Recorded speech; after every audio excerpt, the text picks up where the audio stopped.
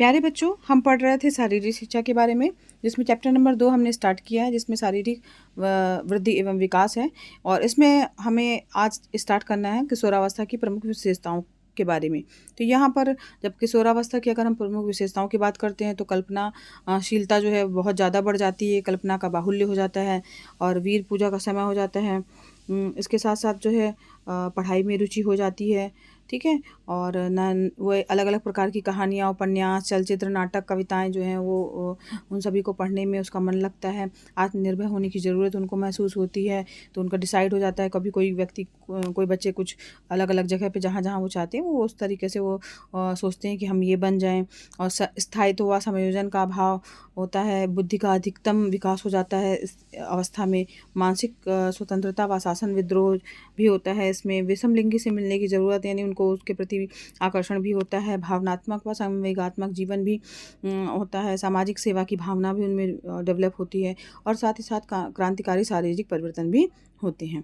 तो यहाँ पर ये सब किशोरावस्था की विशेषताएं हो गई। अब इसमें कुछ समस्याएं भी आती हैं किशोरावस्था की, जिसमें किशोरावस्था की संवेगात्मक तथा सामाजिक समस्याएं जो हैं उनकी बात की जाए तो अस्त व्यस्त मनोदशा उनकी हो जाती है। कठोरता, उद्दंडता, कल्पनाशीलता इतनी ज़्यादा बढ़ जाती है, तो उनकी मनोदशा जो है वो अस्त व्यस्त रहती है। जटिल समस्याओं का सामना उनको करना पड़ता है। अपराधी प्रवृत्ति भी कभी कभी बच्चों में डेवलप हो जाती है। अनियंत्रित व्यवहार हो जाता है उनका। स्वतंत्र रूप से निर्णय लेने में कठिनाई होती है। दुविधापूर्ण स्थिति उत्पन्न हो जाती है। विरोधी व्यवहार भी कई बार होता है बच्चों का। और सांस्कृतिक वातावरण से समायोजन जो है उसमें वो भी होता है। और आत्म प्रदर्शन की अधिकता होती है और पारिवारिक जीवन में कठिनाई भी होती है। तो क्योंकि इस अवस्था में जो है किशोर जो है वो स्वतंत्रता चाहता है, परंतु परिवार में उसे पूर्ण स्वतंत्रता नहीं मिलती है, तो परिवार के बड़े लोगों के अनुसार उसे कार्य करना पड़ता है, जिससे उसके समायोजन में उसको कठिनाई पैदा होती है। तो इस प्रकार से किशोरावस्था की समस्याएं हैं। अब अगर हम इन समस्याओं की बात कर रहे हैं तो उनका समाधान भी जानना जरूरी है। तो किशोरावस्था में अनेक परिवर्तन होते हैं और यही परिवर्तन किशोरावस्था की विशेषताएं भी हैं। और उसमें कई समस्याएं जो उत्पन्न होती हैं, तो उसके लिए भी कुछ उपाय हैं। जैसे शारीरिक एवं गति विकास के लिए खेलों की उचित व्यवस्था होनी चाहिए, ठीक है, जिससे ताकि किशोरों का शरीर जो है संतुलित रहे, बेडौल ना हो जाए, ठीक है। और संवेगों का शोधन या प्रशिक्षण होना चाहिए। इसके अलावा साहित्य, संगीत, कला आदि संवेगों के परिशोधन के अच्छे साधन हैं, इसके माध्यम से कर सकते हैं। सरस्वती यात्राओं की व्यवस्था होना चाहिए।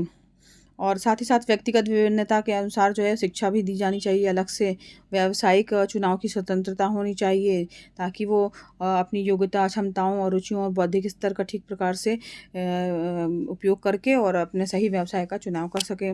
समुचित स्वतंत्रता भी उनमें होनी चाहिए, उनको दी जानी चाहिए। और शिक्षा में यौन शिक्षा का भी स्थान होना चाहिए।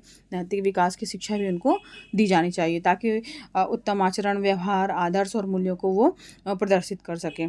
और इसके बाद फिर शारीरिक स्वास्थ्य एवं विकास को प्रभावित करने वाले कारकों की अगर बात करें तो वो कुछ कारक भी हैं जो शारीरिक स्वास्थ्य और विकास को प्रभावित करते हैं। जैसे अनुवांशिकता, तो यहाँ पर जो है अनुवांशिकता जो है बहुत ज़्यादा प्रभाव डालती है। इसके बाद वातावरण भी जो है वो भी प्रभाव डालता है। पोषण हो गया, कैसा आपका पोषण है। बुद्धि, तो विकास का मूल जो है वो बुद्धि है, जिससे प्राणी निरंतर नवीन क्रियाएं सीखता रहता है। अंतःस्रावी ग्रंथियां जो हैं वो भी होती हैं, और जिसके कारण जो है वो भी प्रभाव डालती हैं। नियमित दिनचर्या होनी चाहिए। व्यायाम और खेलकूद हो गया। निद्रा और विश्राम भी आवश्यक है। सुरक्षा की भावना होनी चाहिए। सहानुभूतिपूर्ण जो है उनको व्यवहार करना आना चाहिए। दोषपूर्ण सामाजिक परंपराएं जो हैं वो उससे भी उनके स्वास्थ्य पर प्रभाव पड़ता है। और अन्य कुछ कारक भी हैं जो दिए गए हैं। तो यहाँ पर देखिए, इसके बाद ये चैप्टर यहीं पर समाप्त है। कुछ अभ्यास प्रश्न हैं जिसमें दीर्घ उत्तरीय प्रश्न आपके सामने दिख रहे होंगे, और इन सभी का उत्तर जो है जो चैप्टर हम लोगों ने पढ़ा है इसी के अंतर्गत है। लघु उत्तरीय प्रश्न दिख रहे हैं, ये प्रश्न इंपॉर्टेंट हैं आपके एग्जाम की दृष्टि से, और अति लघु उत्तरीय प्रश्न हैं।